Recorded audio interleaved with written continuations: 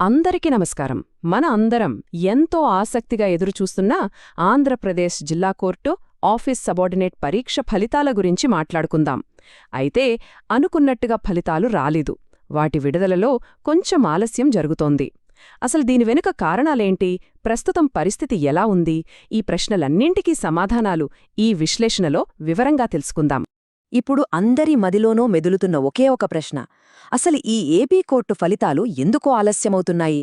ఈ నిరీక్షణ అనేది అభ్యర్థులలో చాలా ఆందోళన కలిగిస్తోందన్నది వాస్తవం.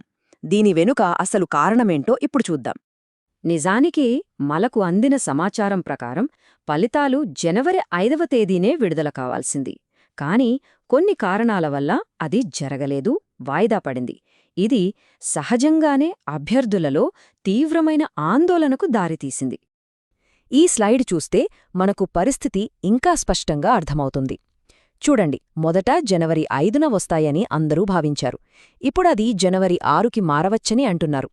కానీ దీనిమీద ఇంకా ఎలాంటి అఫీషియల్ కన్ఫర్మేషన్ రాలేదు. ఈ అనిశ్చితి అనేది అభ్యర్థులను మరింత ఒత్తిడికి గురిచేస్తోందని చెప్పడంలో ఏమాత్రం సందేహం లేదు. సరే, ఇందకీ ఈ ఆలస్యానికి అసలు కారణమేమై ఉంటుంది? ఇది కేవలం మామూలుగా జరిగే జాప్యమా, లేకపోతే దీని వెనక ఏదైనా బలమైన సాంకేతిక కారణముందా? ఆ వివరాల్లోకి ఇప్పుడు వెళ్దాం. సోర్స్ మెటీరియల్ ప్రకారం చూస్తే ఈ ఆలస్యానికి ప్రధాన కారణం మార్కులను లెక్కించడంలో ఉన్న ఒక కాంప్లెక్స్ ప్రాసెస్ అంట. ఇది మనం అనుకుంటున్నట్టు సింపుల్ ఆటోమేటెడ్ ప్రాసెస్ కాదన్మాట. ఈ స్లైడ్లో ఉన్న ప్రాసెస్ చూస్తే మనకు మొత్తం విషయం క్లియర్ అవుతుంది. చూడండి, ఫస్ట్ స్టెప్, ఎగ్జామ్ రాసిన అందరి సీబీటీ స్కోర్స్ని లెక్కిస్తారు. ఆ తర్వాత 6-8 సంవత్సరాలుగా అవుట్సోర్సింగ్లో పనిచేస్తున్న సిబ్బందిని గుర్తిస్తారు.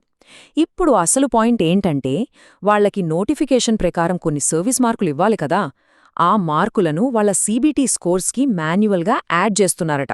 అంటే చేత్తో లెక్కలేసి కలపడమన్నమాట. ఈ మాన్యువల్ పనివల్లే మొత్తం ప్రక్రియ ఆలస్యమవుతోందని స్పష్టంగా తెలుస్తోంది.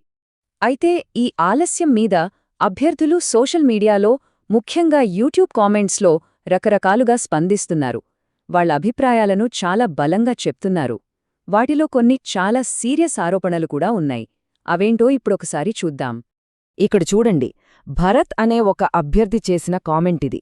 ఇలాంటి సమాచారమిచ్చే వీడియోలన్నీ కేవలం వ్యూస్ కోసమేనని, వాటిలో 1% కూడా నిజం ఉండదని ఆయనంటున్నారు. ఇది చాలామంది అభ్యర్థులలో ఉన్న నిరాశను, అపనమ్మకాన్ని చూపిస్తుంది. ఈ విమర్శలకు సమాధానంగా సోర్స్ స్పీకర్ తమ ఉద్దేశ్యం వ్యూస్ సంపాదించడం కాదని చాలా స్పష్టంగా చెప్పారు. పరీక్ష రాసి ఫలితాల కోసం టెన్షన్గా ఎదురుచూస్తున్న అభ్యర్థుల ఒత్తిడిని తగ్గించాలనే ఉద్దేశ్యంతోనే ఈ సమాచారాన్ని పంచుకుంటున్నామని తెలిపారు. ఇక ఇది ఇంకాస్త తీవ్రమైన ఆరోపణ. ఒక వ్యాఖ్యాత ఏమంటున్నారంటే, ఈ ప్రాసెస్ని కావాలనే స్లో చేస్తున్నారని. ఎందుకంటే అవుట్సోర్సింగ్ సిబ్బందికి తక్కువ మార్కులొచ్చినా వాళ్లకు ఈ సర్వీస్ మార్కులు కలిపి పోస్టులిచ్చేందుకే ఈ ఆలస్యం చేస్తున్నారని ఆరోపిస్తున్నారు. అంతేకాదు, గతంలో కూడా ఇలాగే 10కి పైగా మార్కులు కలిపారని గుర్తు చేస్తున్నారు. ఈ ఆరోపణలు మనమిందాక మాట్లాడుకున్న మాన్యువల్ ప్రాసెస్పై మరిన్ని సందేహాలను రేకెత్తిస్తున్నాయి. సరే, ఈ ఆరోపణలు, ఆలస్యం, వీటన్నింటి మధ్య ఇప్పుడు ముందు దారేంటి? అభ్యర్థులు ఇప్పుడు ఏం ఆశించాలి? ప్రస్తుతమున్న సమాచారం ప్రకారం నెక్స్ట్ స్టెప్స్ ఎలా ఉండబోతున్నాయో చూద్దాం. ప్రస్తుత అంచనాల ప్రకారం ఫలితాలు బహుశా జనవరి 6ను రావచ్చని ఆశిస్తున్నారు. ఒకవేళ అదే జరిగితే వారం రోజుల్లో డాక్యుమెంట్ వెరిఫికేషన్ కూడా పూర్తి చేసి ఫిబ్రవరి 1 నాటికి ఉద్యోగాల్లో చేరాలని చాలామంది ఆశతో ఉన్నారు. కాని ఇదంతా కూడా ఫలితాలు ఎప్పుడు ప్రకటిస్తారన్న దానిమీదే ఆధారపడి ఉంటుంది. చివరిగా ఈ మొత్తం పరిస్థితి మన ముందు ఒక చాలా ముఖ్యమైన ప్రశ్నను ఉంచుతోంది. ఒకవైపు ఫలితాలు ఆలస్యమవుతున్నాయి, మరోవైపు నియామక ప్రక్రియపై ఇలాంటి తీవ్రమైన ఆరోపణలొస్తున్నాయి. ఇలాంటి సమయంలో ఈ సిస్టంలో పారదర్శకతను ఎలా కాపాడగలరు? దీని గురించి మనం ఖచ్చితంగా ఆలోచించాల్సిన అవసరం ఎంతైనా ఉంది.